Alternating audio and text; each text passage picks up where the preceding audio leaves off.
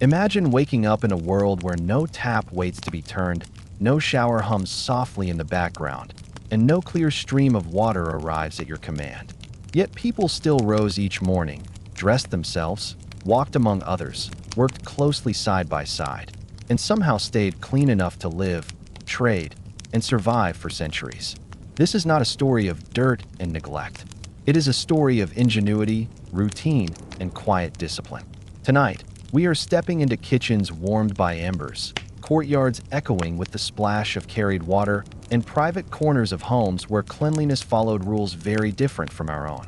Long before plumbing and pipes, people built entire systems of hygiene using patience, habit, and surprisingly thoughtful methods. Before we begin, if you enjoy calm, immersive history that reveals how ordinary lives quietly shaped the modern world, please take a moment to like this video, share your thoughts in the comments, and subscribe. These small actions help keep stories like this alive and gently growing.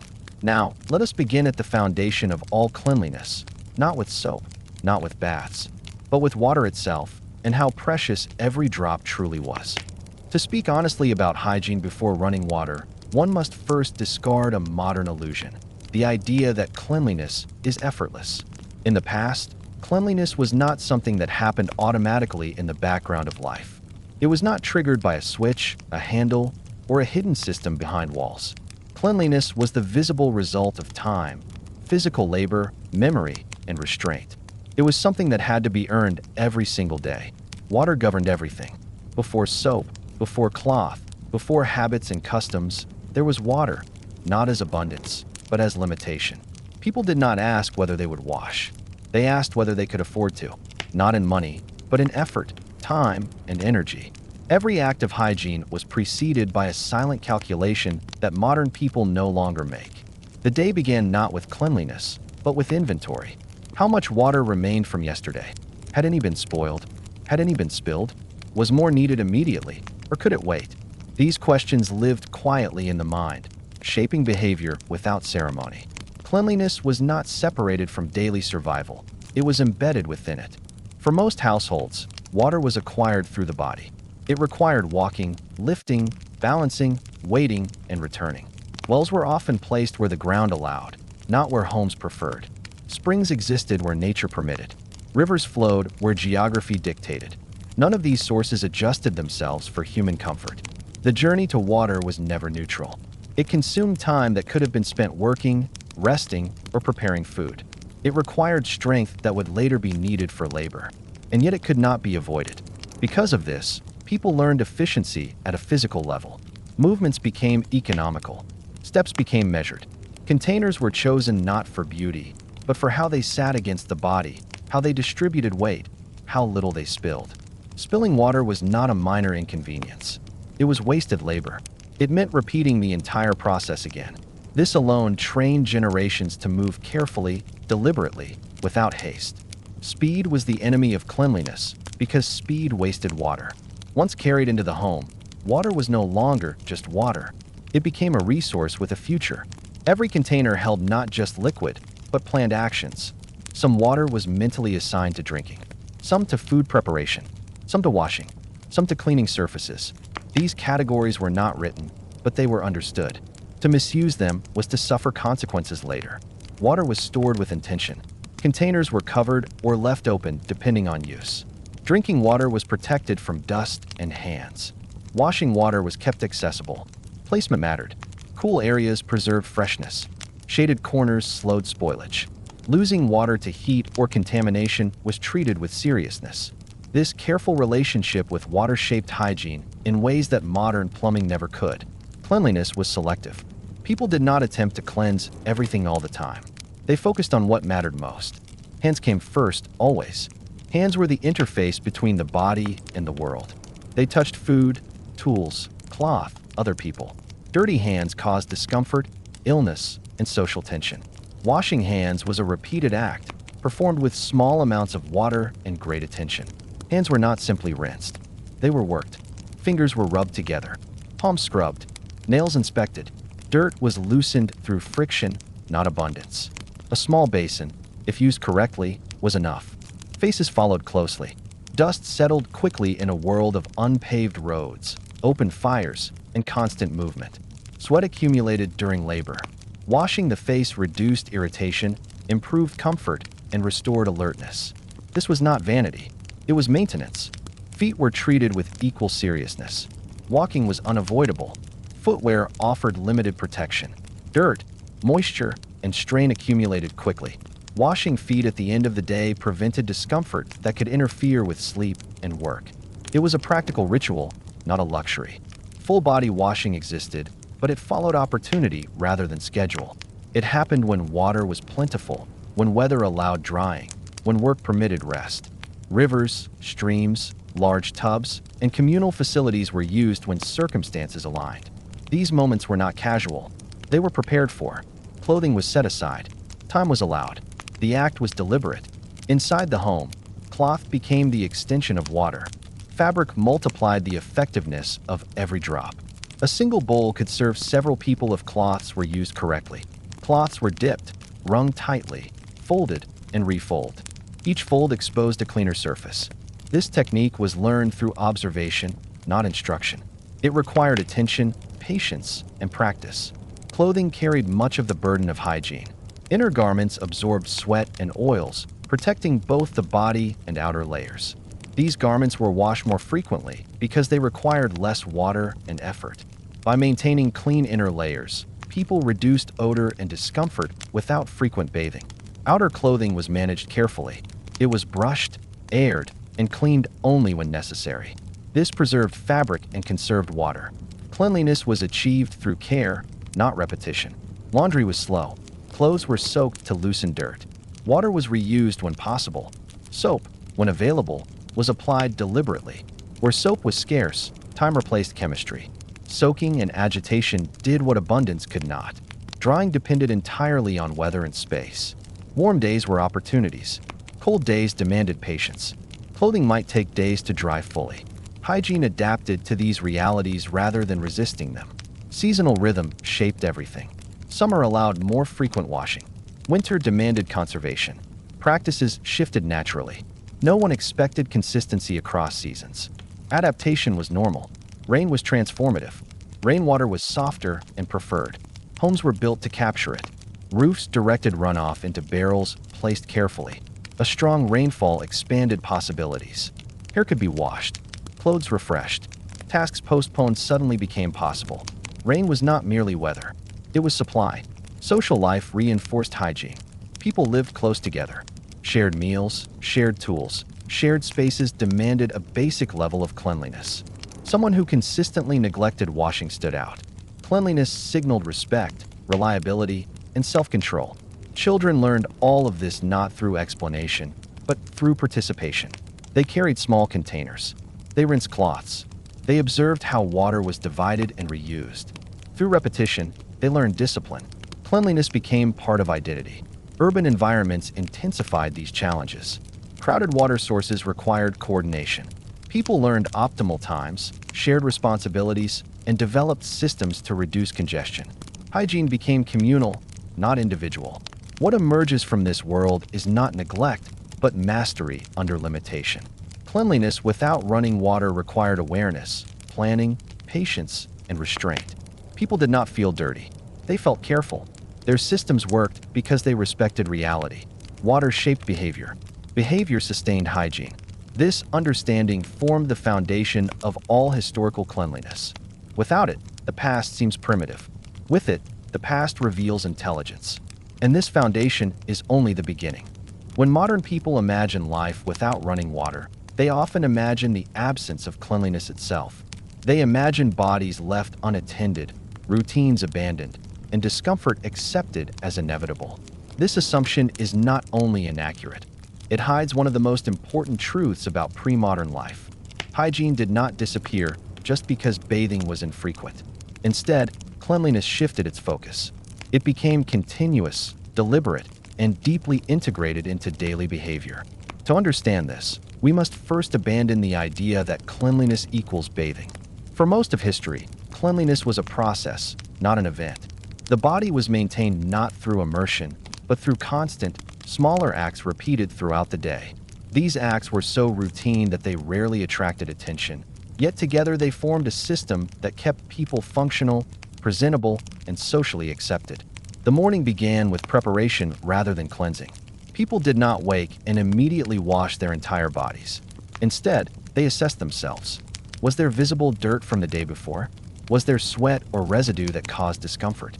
Did the hands, face, or neck require attention before work or social interaction? Cleanliness began with observation. Hands were addressed first. This was not symbolic, it was practical. Hands interacted with everything.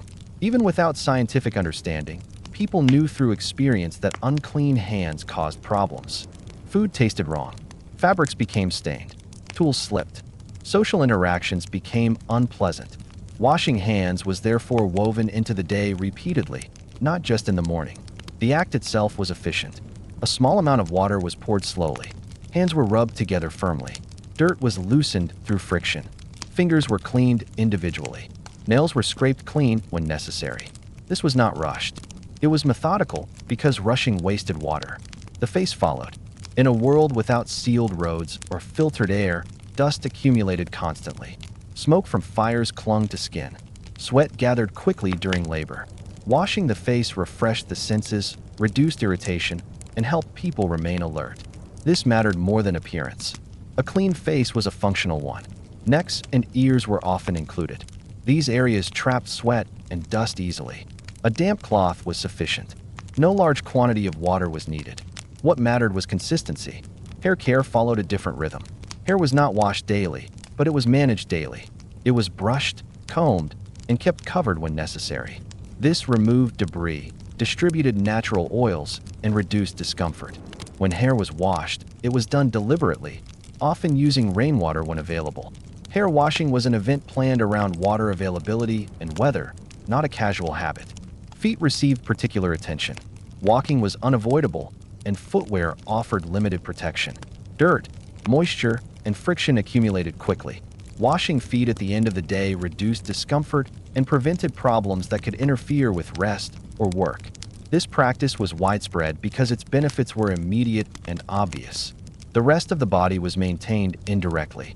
Clothing absorbed much of what modern bathing would remove. Inner garments collected sweat and oils. These garments were changed and washed more frequently than outer layers. By keeping inner clothing clean, people maintained bodily comfort even without frequent bathing. This system required discipline. Inner garments had to be laundered regularly. They had to be dried properly. They had to be replaced when worn. All of this demanded time and planning, but it required far less water than full-body washing. Outer clothing was treated differently. It was brushed, aired, and spot cleaned when necessary. Dirt was removed dry whenever possible. This extended the life of garments and reduced water use. Cleanliness was achieved through maintenance, not constant washing. The body itself adapted. Skin accustomed to less frequent immersion maintained its natural balance differently. Excessive dryness was avoided through oils present in the environment. Discomfort was addressed through targeted cleaning rather than stripping the body repeatedly. Smell, often misunderstood by modern imagination, was not ignored. People were sensitive to it because it affected social interaction. Odors signaled neglect or illness. To manage this, people focused on cleanliness where odor developed most quickly: underarms, feet, and clothing close to the skin. These areas received consistent attention. Cleanliness was also social. People lived close together. Shared spaces demanded consideration. Someone who neglected basic hygiene did not just suffer personally, they disrupted communal life. This created pressure to maintain acceptable standards. Children learned these habits early. They were not taught through instruction manuals or formal rules. They learned by watching, by helping, by repeating small tasks. Cleanliness became muscle memory rather than conscious effort. Even rest was connected to hygiene. Before sleep, faces and feet were often cleaned. This removed the day's residue and signaled transition from labor to rest. Cleanliness marked time. Importantly, none of this felt like deprivation to those living it. These routines were normal. They were not compared to something better. They were simply how life worked. Cleanliness was achieved within known limits, and those limits shaped behavior effectively. The absence of frequent bathing did not mean neglect. It meant strategy. It meant understanding which actions produced the greatest benefit with the least cost. It meant prioritizing comfort, function, and social harmony over abstract ideals. This approach also reduced strain on the body. Modern habits of constant washing remove natural oils repeatedly. Historical practices allowed the body to regulate itself differently. Comfort was maintained through balance rather than excess. When full-body washing did occur, it was meaningful. It followed effort. It followed planning. It was often communal or seasonal. These moments refreshed both body and mind precisely because they were not routine. In this world, cleanliness was not a single act performed once a day. It was a continuous presence, woven into movement, work, rest, and social life. It did not rely on abundance. It relied on awareness. This is why the question, how did people stay clean without running water, is slightly misplaced. They did not stay clean despite the lack of water. They stayed clean because they understood limitation. Their bodies, habits, and expectations evolved together. And this understanding leads us naturally to the tools that made all of this possible. Not modern products, but simple materials transformed through knowledge and routine. When modern people think of hygiene, they imagine products before they imagine behavior. Bottles, bars, dispensers, labels, fragrances, shelves filled with options. These objects dominate the modern understanding of cleanliness. Remove them, and many assume that hygiene collapses. Yet for most of history, these products did not exist, and still, societies functioned. Bodies were maintained, clothing was cared for, and shared spaces remained usable.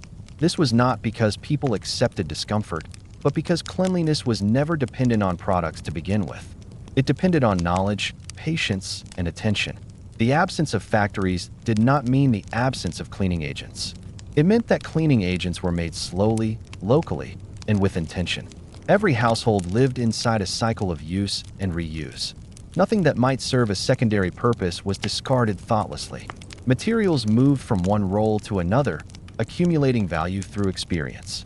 Fire sat at the center of domestic life, and fire produced ash. Ash was not waste. It was residue, and residue invited curiosity. Over time, people observed that ash, when combined with water, changed its behavior. Water poured through ash became slippery. It loosened grease. It altered texture. This was not theory. It was noticed during washing, during cleaning, during repeated use. From this observation emerged a liquid that could cut through substances water alone struggled with. This liquid was not always gentle. It demanded respect. People learned its limits by using it. Too strong, and it damaged fabric or irritated skin. Too weak, and it failed to clean effectively. Finding balance required experience, and experience accumulated slowly. This knowledge was rarely written. It was transmitted through demonstration. Someone showed someone else how long to soak, how much to dilute, when to stop. These lessons were learned with the hands, not the mind. A mistake was memorable because it carried consequences. Soap, when produced, was therefore not casual. It represented stored labor. Ash had to be collected, liquids prepared, time allowed for transformation. Because of this effort, soap was not wasted. It was applied strategically, often reserved for laundry or particularly stubborn cleaning tasks. Daily hygiene relied far more on water, cloth, and routine than on chemical intervention. Cloth was the silent foundation of cleanliness. Fabric was everywhere, and its usefulness extended far beyond clothing. The structure of woven fibers created friction. Friction loosened dirt. Dirt could then be carried away by water. This simple mechanical reality made cloth one of the most powerful cleaning tools ever used. Different cloths served different purposes. Rougher fabrics were kept for tougher tasks, softer ones for skin. Over time, cloths aged. As they aged, their roles changed. A garment too worn to be worn might become a cleaning cloth. Nothing was wasted without first being repurposed. This reuse shaped habits. Cleaning was not something done occasionally with powerful tools. It was something done constantly with modest ones. Surfaces were wiped before dirt accumulated. Tools were cleaned after use. Hands were wiped repeatedly throughout the day. This prevented the buildup that would later require greater effort. Plants entered this system naturally. In different regions, people noticed that certain plants altered water's behavior. Leaves, roots, or crushed fibers produced foams or slickness. These discoveries were not mystical. They were practical. Someone washed with one plant and noticed improvement. Someone else repeated it. Knowledge spread through repetition. Because these materials were local, hygiene was regional. Methods differed, but principles remained the same. Cleanliness was adapted to environment. What mattered was not uniformity, but effectiveness. Hair care followed the same logic. Hair was not stripped repeatedly. It was managed daily. Brushing removed debris. Combing distributed oils. Covering protected hair during work.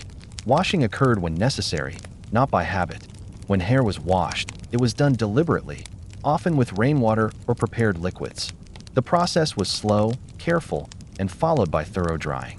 This method reduced dependence on substances. Hair remained functional because it was maintained, not because it was constantly reset. Comfort came from balance, not abundance. Skin was treated similarly. Skin was not scrubbed raw. It was cleaned where necessary and protected otherwise. Oils from the environment, from clothing, from daily life interacted with the body naturally. Discomfort was addressed through targeted cleaning, not full removal. Surfaces inside the home reflected this philosophy. Floors were swept and wiped regularly. Tables were cleaned after use. Tools were maintained. Dirt rarely accumulated deeply because it was addressed early. This constant maintenance reduced the need for intense cleaning later. The absence of modern products encouraged attentiveness. People noticed small changes quickly because they could not rely on powerful substances to correct neglect. Cleanliness required awareness. Awareness became habit. Domestic knowledge held authority. Those who managed households knew what worked. They knew how to combine materials, how long to soak, when to stop. This knowledge carried weight because it kept life functioning. Importantly, none of this felt inferior to those living it. It felt normal. These systems were not replacements for something better. They were complete systems, evolved for their conditions. They balanced effort, water use, and effectiveness precisely. Modern assumptions collapse under this reality. The past was not waiting for modern products to become clean. It was already clean on its own terms. Cleanliness without factories was not accidental. It was engineered through habit. And yet, even the best individual habits existed within a broader environment. Cleanliness did not stop at the body or the household. It extended outward, shaped by how people shared space, managed waste, and maintained common areas. It is into that wider world, beyond the individual and into the community, that we must now move. To truly understand hygiene in earlier societies, one must step away from the modern belief that cleanliness is primarily a private act. Today, cleanliness is hidden behind doors, handled individually, and supported by invisible systems. In the past, the opposite was true. Cleanliness was public, visible, and constantly negotiated between people who lived close enough to feel the consequences of one another's habits. Life unfolded in shared space. Homes were compact. Streets were narrow. Workplaces spilled into public paths. Cooking, crafting, resting, and trading occurred within a dense human environment where neglect could not be isolated. In such conditions, cleanliness was not about personal comfort alone. It was about maintaining livability. Without running water to reset environments automatically, communities relied on behavior. Cleanliness depended on what people did repeatedly, not occasionally. It was sustained through routine rather than intervention. The street was the most immediate test of this system. Streets were not neutral backgrounds. They were active surfaces shaped by daily use. Every step lifted dust. Every cart left traces. Every workshop added residue. Weather altered texture. The street recorded the life of the community in physical form. Allowing this accumulation to go unmanaged would have made movement difficult, trade inefficient, and daily life uncomfortable. Therefore, intervention was constant. Sweeping was not an afterthought. It was foundational.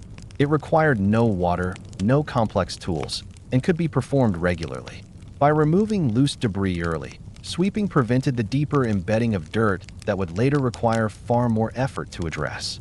This practice reflected a core principle of historical hygiene. Early action prevents escalation.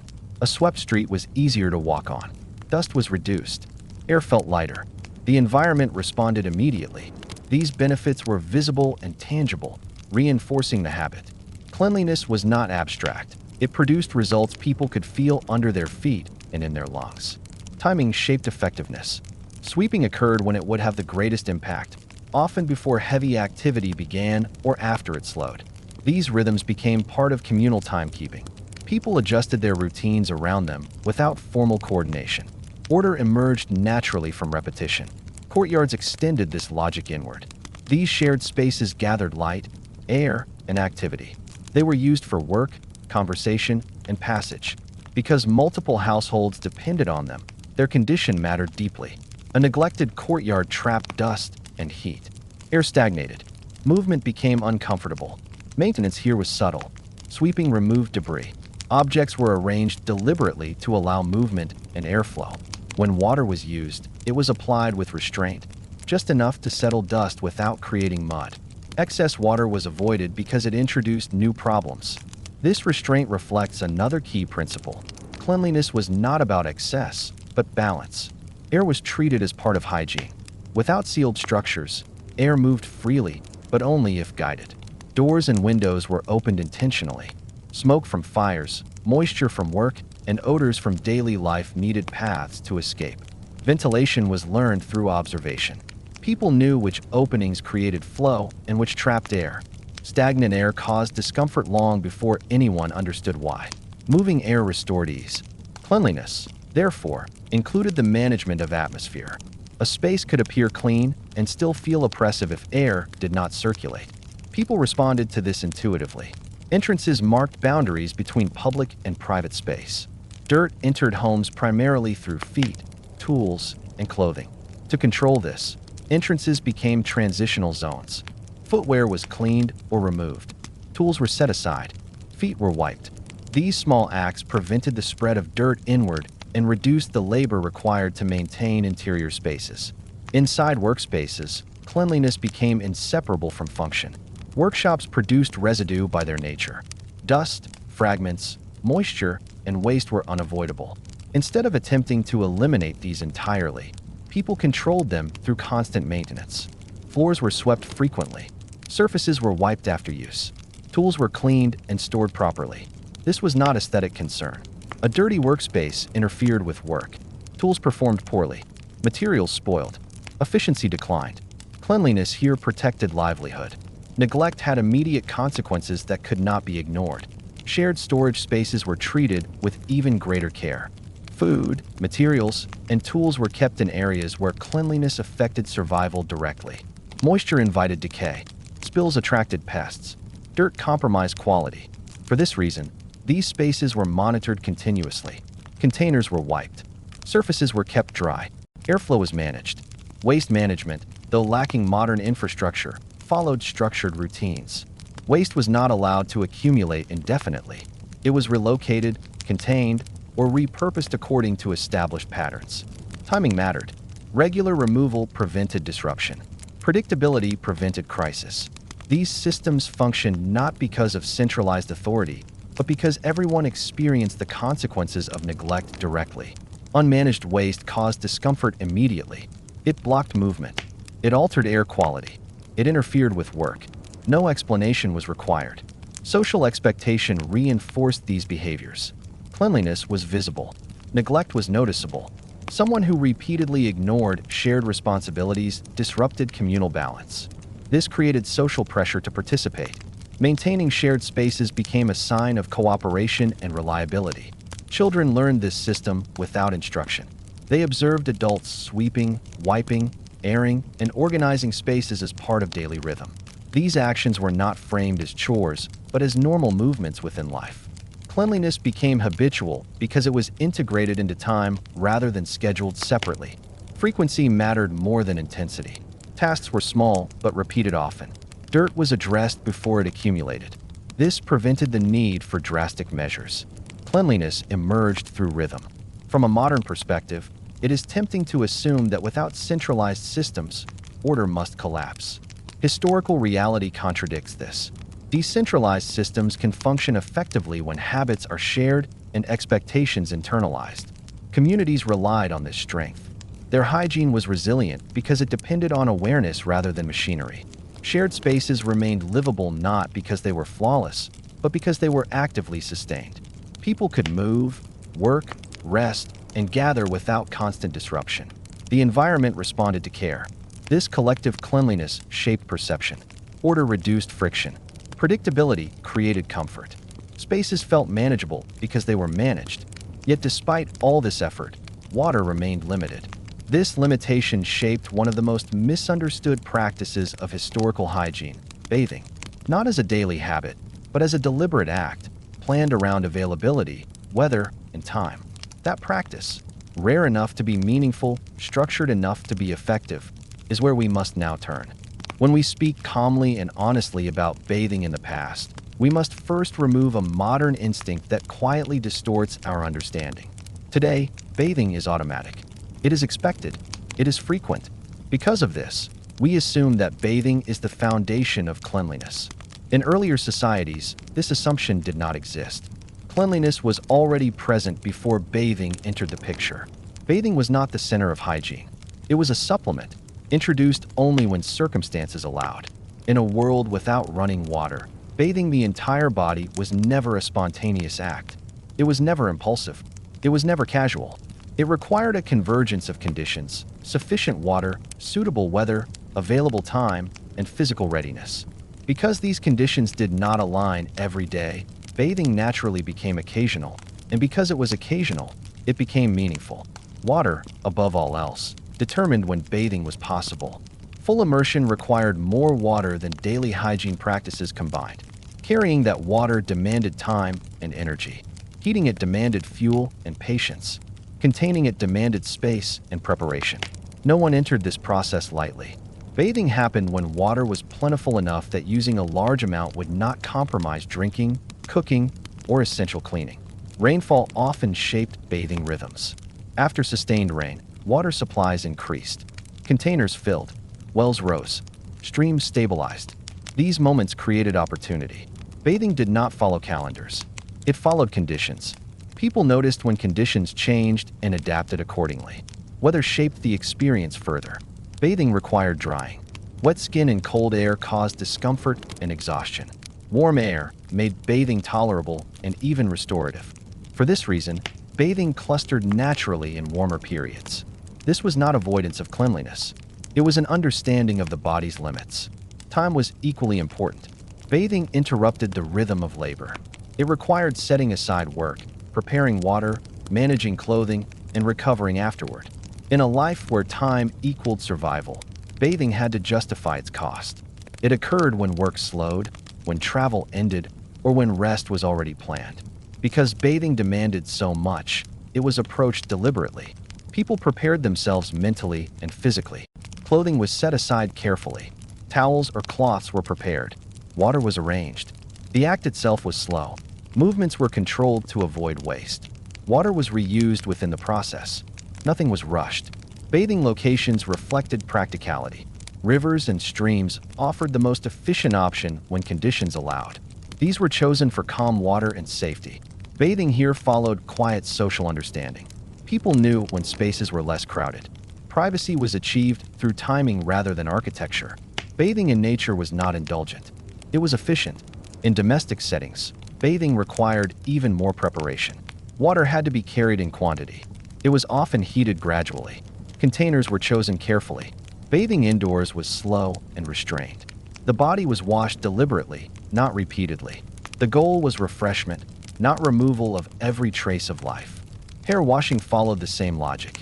Hair required significant water to rinse thoroughly. Washing it too often was unnecessary and impractical. Instead, hair was maintained daily through brushing and covering. Oils were distributed naturally. Dirt was removed mechanically. When hair was washed, it was done with intention and patience. Bathing was not expected to solve everything. Daily hygiene already addressed most discomfort. Hands, face, feet, and clothing were cleaned regularly. Bathing intervened only when accumulated fatigue or residue exceeded what cloth and routine could manage. It reset the body gently rather than stripping it repeatedly. Because bathing was rare, it carried psychological weight. It marked transitions. After long journeys, after intense labor, at seasonal shifts, bathing signaled renewal. The sensation of immersion was noticeable precisely because it was not constant. The body responded strongly to the change. This rarity made bathing effective. Skin maintained its balance. Natural protections were not removed constantly. Discomfort was addressed without excess. The body adapted to this rhythm and functioned well within it. Modern imagination often assumes longing. It imagines people wishing for daily bathing, but lacking means. This projection misunderstands historical expectation. People did not compare their lives to future standards. Comfort was defined by function, not frequency. Cleanliness was judged by smell, appearance, and behavior, not by immersion. Bathing was not avoided. It was respected. It was also integrated into broader hygiene systems. Bathing often coincided with laundry. Clothing was washed alongside the body. Water used for bathing served multiple purposes afterward. This coordination maximized effort and reduced waste. Bathing never existed in isolation. Social context mattered. Bathing was rarely solitary in the modern sense. It occurred within communities, families, or shared rhythms. This presence shaped behavior. Bathing remained practical, quiet, and dignified. Because bathing was planned rather than habitual, it never dominated daily life. It complemented existing practices instead of replacing them. Cleanliness remained continuous even when bathing was absent. This understanding reframes the question entirely. The question is not why people bathed so little. The question is how little bathing was actually required when daily hygiene systems functioned effectively. Their answer was different from ours, but it was coherent. It fit their world. Bathing as a rare and meaningful practice conserved resources, preserved bodily comfort, and aligned with the rhythm of life. It was neither neglected nor idolized. It was used when necessary, and when it ended, life continued unchanged. Cleanliness did not collapse. Daily routines resumed. The body remained cared for. To understand historical hygiene fully, we must accept this calm reality. Bathing was never the foundation. It was one quiet element within a much larger system, and that system extended deeply into clothing, fabric, and the constant care of what touched the body most. When people imagine hygiene in a world without running water, they instinctively focus on the body. Skin, hair, washing, bathing. Yet for most of history, the true guardian of cleanliness was not the body itself, but what surrounded it. Clothing was not merely something worn. It was a system, a barrier, a filter, and a silent worker that absorbed what the body released and protected the body from what the world offered. To understand historical hygiene properly, one must understand clothing not as fashion, but as infrastructure. In earlier societies, garments were worn in layers. This was not accidental, nor purely aesthetic. The layer closest to the skin carried the greatest responsibility. It absorbed sweat, oils, and residue produced naturally by the body. By doing so, it prevented those substances from accumulating directly on the skin or reaching outer garments. This inner layer acted as a buffer, quietly maintaining comfort without constant washing of the body. These inner garments were chosen carefully. They were made from materials that interacted gently with the skin and responded predictably to moisture. They were meant to be changed and washed more frequently than outer clothing. Because they were lighter and simpler, washing them required less water and effort. In this way, cleanliness was achieved indirectly. Outer garments served a different purpose. They protected against the environment. Dust, wind, contact with surfaces, and daily work all affected these layers. But because they did not sit directly against the skin, they did not require constant washing. Instead, they were brushed, aired, and maintained through exposure to fresh air and movement. Airing clothing was one of the quiet pillars of historical hygiene. Garments were hung, spread, or laid out where air could circulate. This removed moisture, reduced discomfort, and refreshed fabric without using water. Air was a cleansing agent, slow but effective. People understood this through experience. Damp clothing caused discomfort. Aired clothing restored ease. This practice required patience. Airing took time. It was integrated into daily rhythm rather than forced into moments of urgency. Clothing was rotated. Some garments rested while others were worn.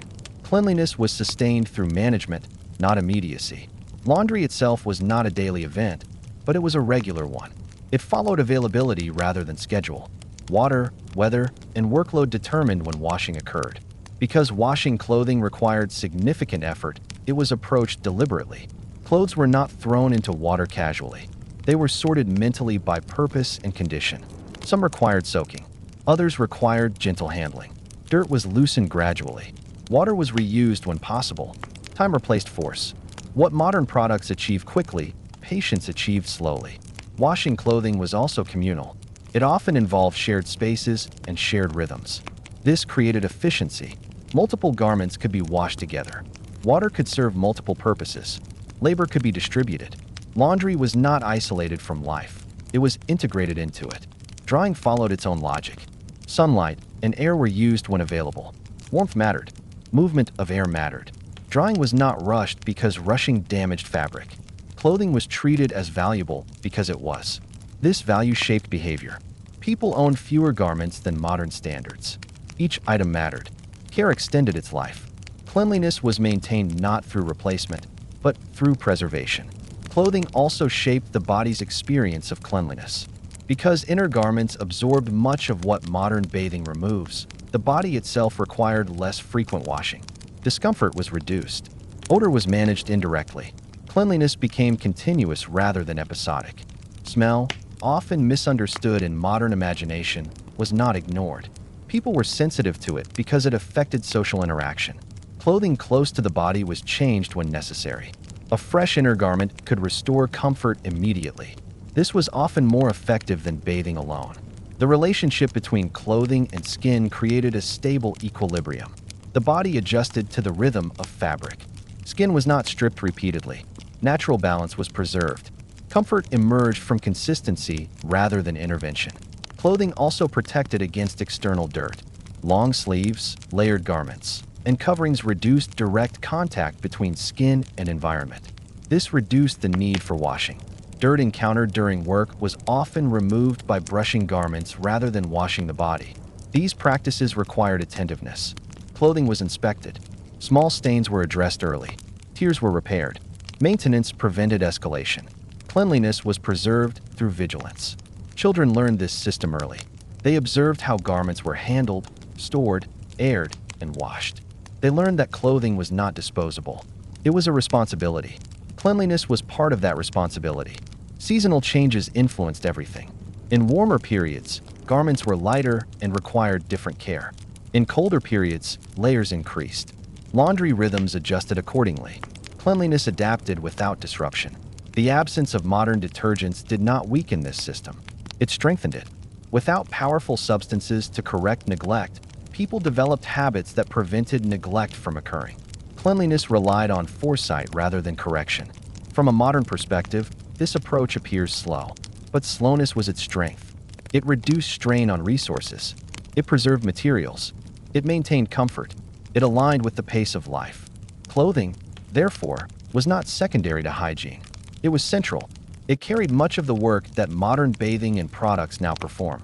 It allowed cleanliness to exist even when water was scarce. This understanding challenges modern assumptions.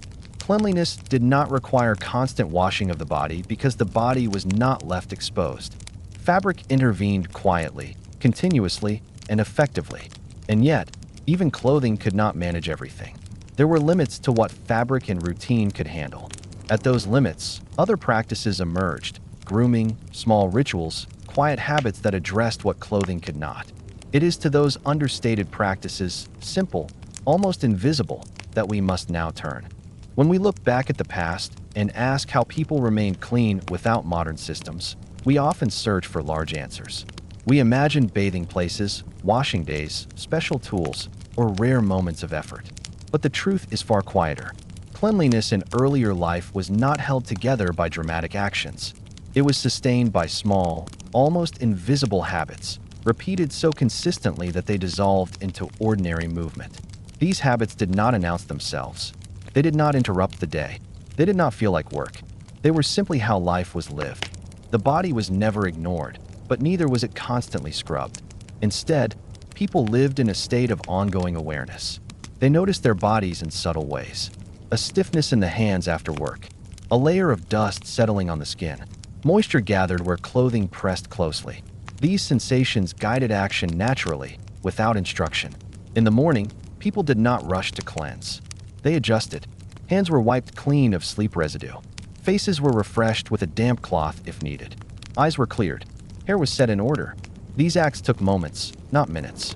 They were performed without mirrors, without urgency, without thought. Cleanliness began as readiness, not purification.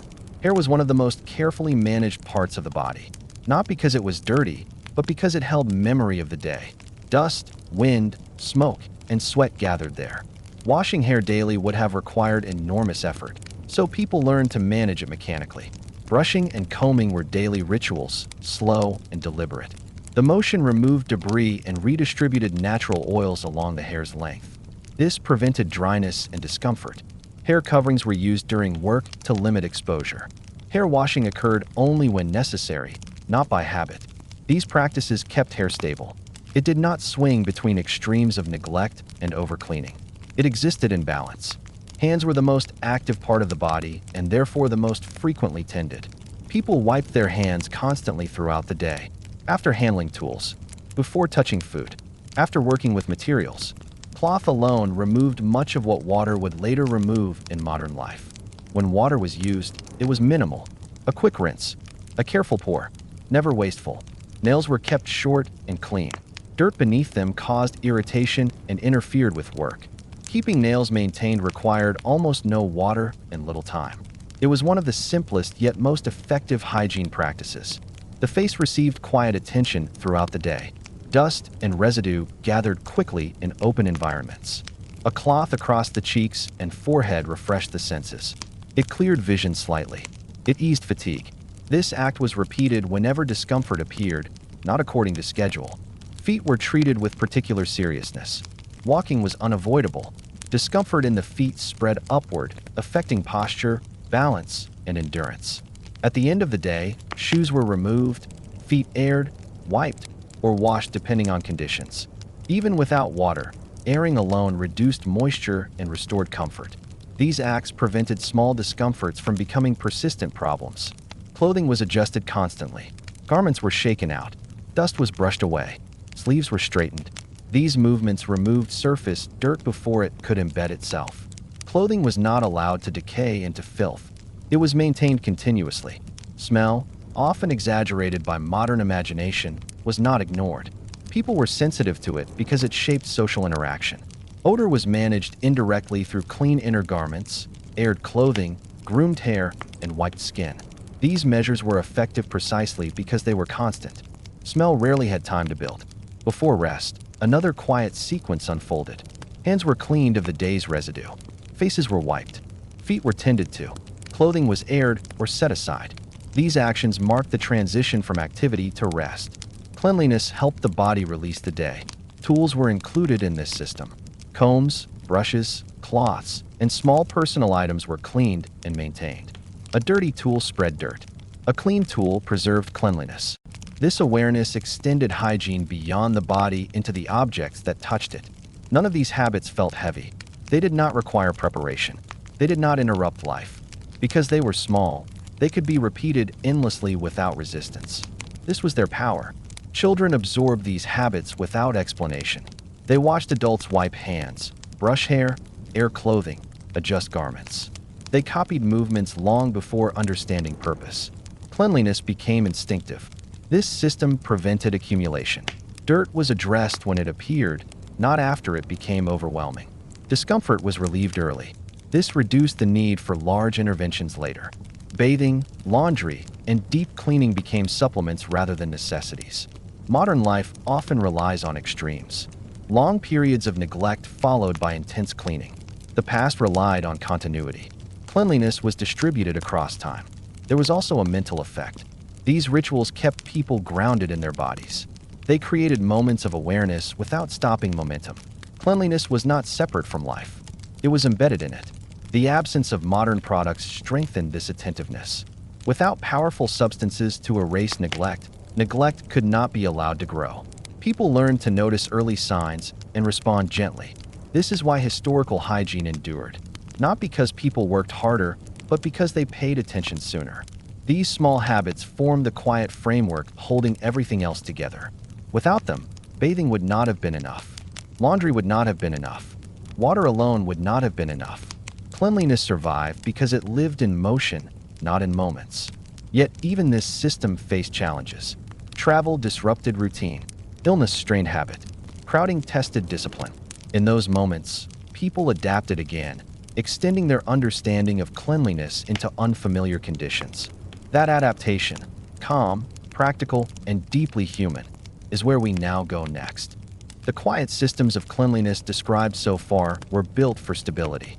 They assumed familiar spaces, predictable rhythms, and bodies strong enough to maintain habit. But life in the past was rarely stable for long. Journeys were unavoidable. Illness arrived without warning. Crowded gatherings disrupted personal space. Work intensified suddenly. In these moments, the question was not how to remain perfectly clean, but how to prevent discomfort, disorder, and collapse. What sustained hygiene during these disruptions was not force, but adaptability. When people left their homes to travel, they stepped outside the carefully balanced environment that supported daily hygiene.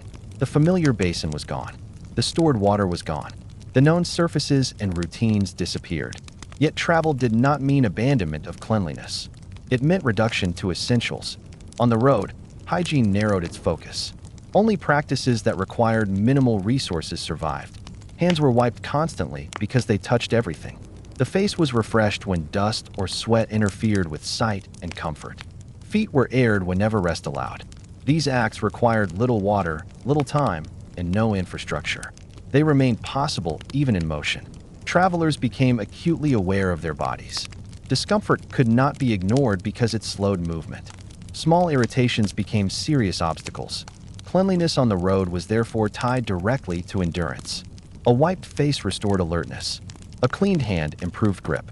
A tended foot preserved distance. Cloth became the traveler's most important possession. A single cloth could serve many roles: wiping sweat, cleaning hands, shielding the face from wind, drying skin after brief rinsing. Cloth replaced water when water was scarce. It absorbed, lifted, and removed residue quietly. Water, when encountered during travel, was treated with extreme care. Streams, wells, and collected rain offered brief opportunities. Water was not wasted on full washing. Instead, it was applied where it had the greatest effect. A handful of water across the face, a brief rinse of the hands, a momentary cooling of the feet. These acts restored comfort disproportionate to the amount of water used. Hair management during travel relied almost entirely on mechanical care. Brushing removed debris. Coverings protected hair from dust and sun. Washing hair on the road was rare, not due to neglect, but because it required drying time that travel could not afford. Comfort was maintained through restraint. Clothing absorbed much of the burden of hygiene during travel. Inner garments collected sweat. When rest allowed, clothing was aired thoroughly. Sun and wind refreshed fabric. This reduced odor and moisture without water. Cleanliness traveled with the person, not with facilities. Foot care was perhaps the most critical element of hygiene on the road. Walking was survival. Painful feet ended journeys. Shoes were removed whenever possible. Feet were aired, wiped, sometimes briefly rinsed. Even a few moments of attention prevented long-term damage. Cleanliness here was preservation of movement. Illness challenged hygiene in a quieter, heavier way. When the body weakened, habit became difficult. Energy was limited. Every action cost more. Yet cleanliness did not disappear. It softened. During illness, people abandoned completeness and focused on comfort. The face was kept clean to ease breathing and sight. The mouth was refreshed. Hands were wiped gently. Bedding was aired when possible. Clothing was changed gradually rather than frequently. Cleanliness adjusted to the body's strength. Caregivers became extensions of the hygiene system. They managed airflow, wiped surfaces, refreshed cloths, and reduced discomfort. They understood intuitively that exhausting the sick person through excessive cleaning caused harm. Gentle, minimal acts were more effective. Illness taught patience. It revealed that hygiene was not about control, but about support. Cleanliness existed to ease the body, not to dominate it. Crowded environments presented another test. Markets, gatherings, shared workspaces compressed bodies together. Dirt spread faster. Personal space vanished.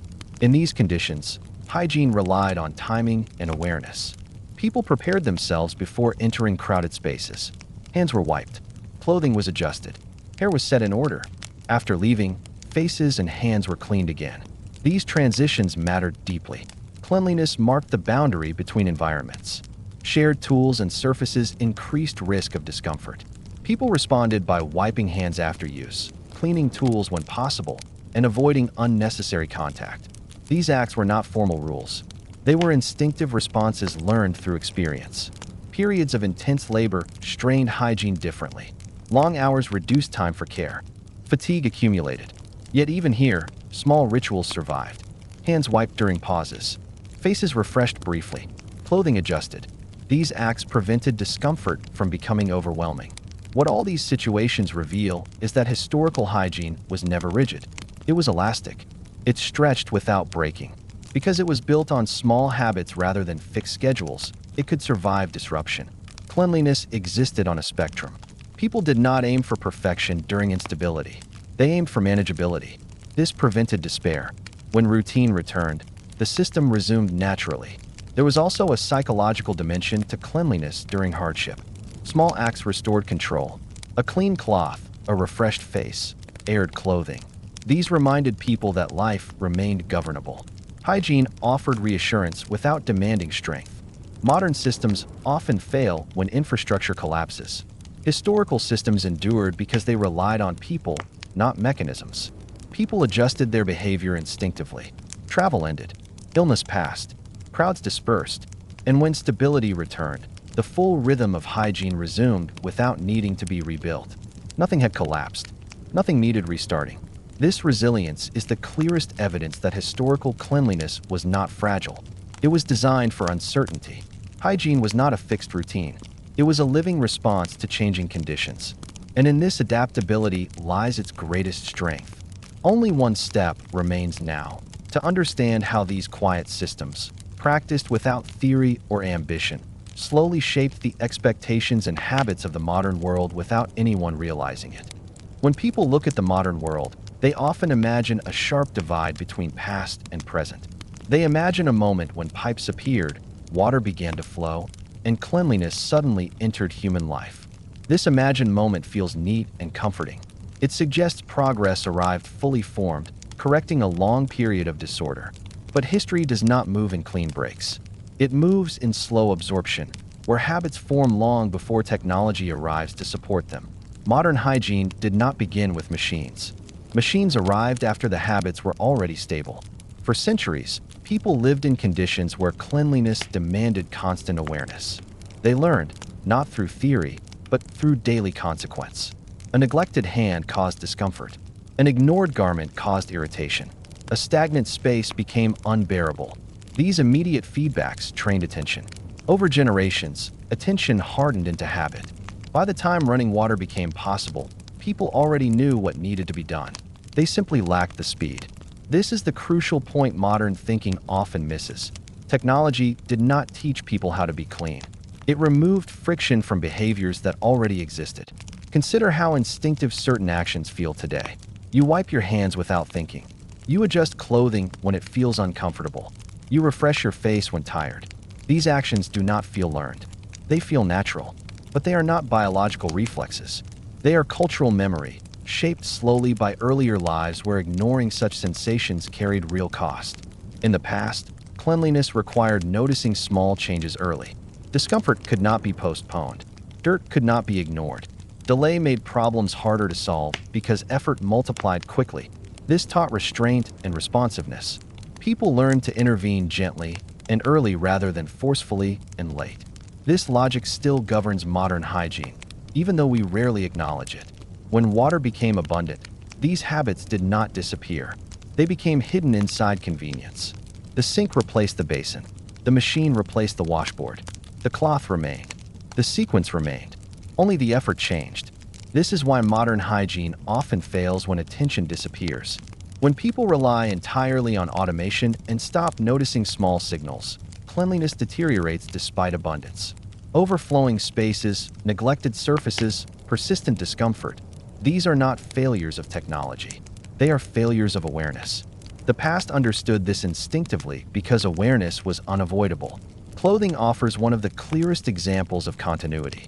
Modern people still rely on inner garments to absorb what the body releases. We still expect outer garments to remain cleaner. We still manage layers according to comfort. These expectations did not originate in factories. They originated in scarcity. When water was precious, fabric carried responsibility. When water became easy, fabric retained its role. Even modern laundry rhythms reflect this inheritance. We do not wash one garment at a time. We gather, sort, and wash in cycles. This mirrors older rhythms shaped by water availability and labor. The machine did not invent the cycle. It mechanized it. Bathing followed the same pattern. Today, daily bathing feels essential, even automatic. But the idea that bathing refreshes and resets the body existed long before daily immersion was possible. What changed was frequency, not purpose. Bathing remained a moment of transition. It simply became easier to access. This ease gradually reshaped expectation. Over time, daily bathing became normal not because it was newly discovered, but because it became effortless enough to repeat. Yet even now, people still practice selective hygiene. We do not bathe everything constantly. We clean hands far more often than the rest of the body. We wipe faces during the day. We manage feet when uncomfortable. These patterns are ancient. The modern world often believes it replaced the past. In reality, it compressed it. The most powerful legacy of historical hygiene is not any single practice, but a mental orientation toward the body and environment. A constant, low-level awareness. A sense that discomfort is a signal, not something to ignore. A habit of small corrections. This orientation survived because it was useful. It reduced effort. It preserved comfort. It prevented escalation. Technology simply made it less visible. In moments when modern systems fail, during travel, illness, or disruption, people instinctively revert to older logic. They use cloth instead of water. They focus on essentials. They narrow hygiene to what matters most. Without realizing it, they return to historical patterns because those patterns are still embedded in behavior. This reveals something important. Modern hygiene is not stronger because it is newer. It is stronger because it stands on centuries of disciplined habit. Earlier societies were not waiting for rescue. They had already solved the problem of cleanliness within their limits. Pipes did not solve hygiene. They accelerated it. Understanding this dissolves a persistent myth that earlier life was defined by constant discomfort. It was not. Comfort existed, but it was maintained differently. Cleanliness was continuous, not periodic. It lived in movement, not in events. The modern world inherited this structure quietly. No one announced it. No one credited it. It simply continued, faster and easier than before. Today, when water flows freely, we rarely think about how much thinking cleanliness once required. We experience the benefits without the discipline that created them. Yet the discipline remains embedded in habit, passed down unconsciously. This is why cleanliness still feels personal even when systems are centralized. We still feel responsible for our bodies and spaces. We still sense when something is off. That sensitivity is historical. Cleanliness survived centuries of limitation because it was never about abundance. It was about attention, rhythm, and restraint. And even now, in a world that rarely demands restraint, those old rhythms still guide us, quietly, invisibly, but persistently. They are the unseen architecture beneath modern life. When we speak about cleanliness in the past, we often make a silent mistake. We assume that hygiene was a response to discomfort, a reaction to dirt, or an attempt to imitate something modern people now recognize as proper. In reality, historical cleanliness was none of these things. It was not reactive. It was anticipatory. It existed not to correct failure, but to prevent it from forming at all. This difference changes everything. Cleanliness before convenience was not something people returned to after living. It was something that ran alongside life at all times, shaping movement, behavior, and awareness without demanding attention. It was not an interruption. It was a background intelligence. People did not think of themselves as maintaining hygiene. They thought of themselves as living correctly within their limits. Every aspect of daily life was shaped by the knowledge that effort multiplied quickly if disorder was allowed to grow. Dirt left unattended became harder to remove. Moisture ignored became discomfort. Air left stagnant became heavy. Clothing neglected became irritating. These were not abstract lessons. They were learned directly, through experience, again and again, until response became instinct. This instinct was the true infrastructure of cleanliness. Because water was difficult to obtain, people learned to solve problems early. A small amount of effort applied at the right moment prevented a large amount of effort later. This principle governed not only hygiene, but life itself. Cleanliness was simply one of its clearest expressions. Consider how people moved through their days. They adjusted constantly. A sleeve pulled back before it dragged. Hands wiped before touching food. Feet aired before rest. Spaces swept before dust settled deeply. These actions did not feel like work. They felt like continuity. This continuity created stability. The body itself was not treated as an enemy to be subdued. It was treated as a partner that communicated through sensation. Heat, moisture, stiffness, irritation, these were signals, not problems. Cleanliness responded to these signals calmly, without urgency. A cloth, a pause, a breath of air was often enough. Because these responses were small, they could be repeated endlessly. This repetition is what allowed cleanliness to survive without exhaustion. The modern world often misunderstands this and imagines historical life as harsh because it lacked shortcuts. But shortcuts were unnecessary when life itself was organized to prevent accumulation. Cleanliness did not require intensity because it relied on timing. Timing mattered more than thoroughness. People did not aim to remove every trace of contact with the world. They aimed to remain comfortable, functional, and socially acceptable. Cleanliness existed within human tolerance, not beyond it. This created a more forgiving system, one that allowed variation without collapse. The environment was treated similarly.